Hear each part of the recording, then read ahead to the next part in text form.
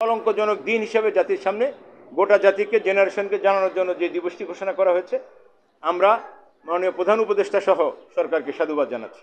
এবং একই সাথে এই দিনটিকে, এই শব্দটিকে রিফর্ম করা যায় কিনা, রিকারেক্ট করা যায় কিনা, সেই জন্য আমরা নিবেদন করব যে এই দিনটিকে জাতীয় বিডিআর হত্যা দিবস ঘোষণা করার জন্য। একইভাবে আমরা যে বিচার প্রক্রিয়া আছে, এই বিচার প্রক্রিয়ার মাধ্যমে যে যেভাবে যেখানে আছেন, সেই বিচার প্রক্রিয়াকে অনাহুত কোনো শব্দ বলে, কোনো দায়িত্বশীল ব্যক্তির দায়িত্ব জ্ঞানহীন কোনো আচরণের মাধ্যমে যারা নিষ্পাপ, যারা কোনো অন্যায় করেননি, আমি একটি উদাহরণ দিয়ে আপনাদেরকে বলতে চাই। যিনি মৃত্যুদণ্ডপ্রাপ্ত হলেন হত্যা মামলায়, তিনি যেমন জেলে ছিলেন, যারা খালাস পেয়েছিলেন এই দীর্ঘ 17 বছর, তারাও তেমনি জেলে আছেন।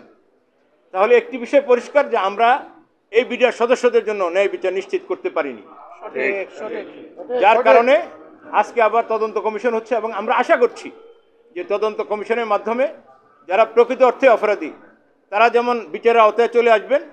এখানেও যদি এই 850 জন আসামির মধ্যে যদি কেউ ঘটনার সাথে তদন্ত কমিশনে যাদের নাম চলে আসে, দে উইল ফেস ট্রায়াল, তারাও বিচার করবে। আমরা কাউকে মনে করছি না তদন্ত কমিশনের রিপোর্টের আগে কোনো অযাচিত মন্তব্যের মাধ্যমে তদন্ত কমিশনকে প্রভাবিত করা, অথবা যে বিচার প্রক্রিয়া এখন চলছে এই বিচার প্রক্রিয়া অযাচিত হস্তক্ষেপ তারা করবেন না। দায়িত্বশীল অবস্থান থেকে এটা বিডিআর পরিবারের পক্ষ থেকে এই মামলার সাথে সংশ্লিষ্ট একজন আইনজীবী হিসেবে আমাদের গোটা জাতির মাধ্যমে সংশ্লিষ্ট ব্যক্তিদের কাছে এই দাবিটি থাকবে। ঠিক। শহীদ হয়েছেন পিলখানায়, চাকরি হারাইছে বিডিআর, যে 57 অফিসার বলছেন ওনারা বিডিআরের অফিসার, কেন ওনাদেরকে বিভক্ত করে সেনা দিবস পালন করলেন? এই দিবসটা পালন হওয়ার কথা ছিল বিডিআর দিবস।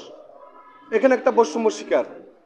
এবং নিজের দায়িত্ব থেকে যদি বলা হয় যে এই পর্যন্ত স্টপ, এই ধরনের বক্তব্যের জন্য আমরা প্রতিবাদ জানাচ্ছি। কারণ আপনি এমন কোনো বক্তব্য দিবেন না যে আপনি কারো আত্মীয়, ওই বক্তব্য আপনি কারো মাধ্যমে উঠাবেন না। আপনি আপনার জায়গা থেকে জনগণের ভাষা বোঝার চেষ্টা করুন এবং জনগণের কথা বোঝার চেষ্টা করুন। আমরা যতদিন পর্যন্ত এই সুষ্ঠু তদন্তের মাধ্যমে বিচারিক প্রক্রিয়া নিশ্চিত না হবে, ততদিন পর্যন্ত আমরা আমাদের আন্দোলন চলমান রাখবো। এবং একই সাথে এটিও বলতে চাচ্ছি, আপনারা জানেন যে বিচারিক প্রক্রিয়ায় পূর্ববর্তী সময়ে যে ধরনের বিচার সংঘটিত হয়েছিল, সেখানে আমরা স্পষ্টভাবে আমাদের জায়গা থেকে একটি সন্দেহ প্রকাশ করেছি এবং যার নিমিত্তে পরবর্তী সময়ে স্বাধীন তদন্ত কমিশন গঠন করা হয়েছে।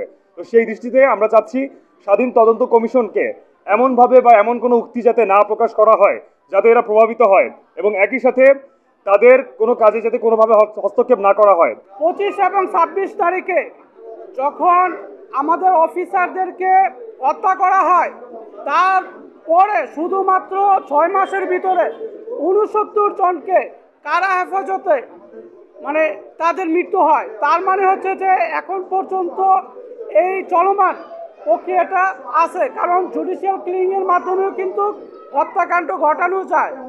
যদি শুধুমাত্র অফিসার বলে তাদের বিচার চাইতে পারি, তাহলে যারা কারাগারে মৃত্যুবরণ করেছেন তারা কি বাংলাদেশের কেউ নয়, সার্বভৌমত্বের কেউ নয়?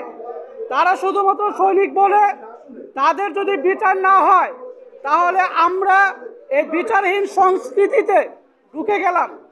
তাই পিলখানা হত্যাকাণ্ডে ন্যায় বিচারের পক্ষ থেকে আমি মনে করি যে প্রত্যেকটা হত্যাকাণ্ডের সুষ্ঠু তদন্ত, নিরপেক্ষ বিচার হওয়া উচিত।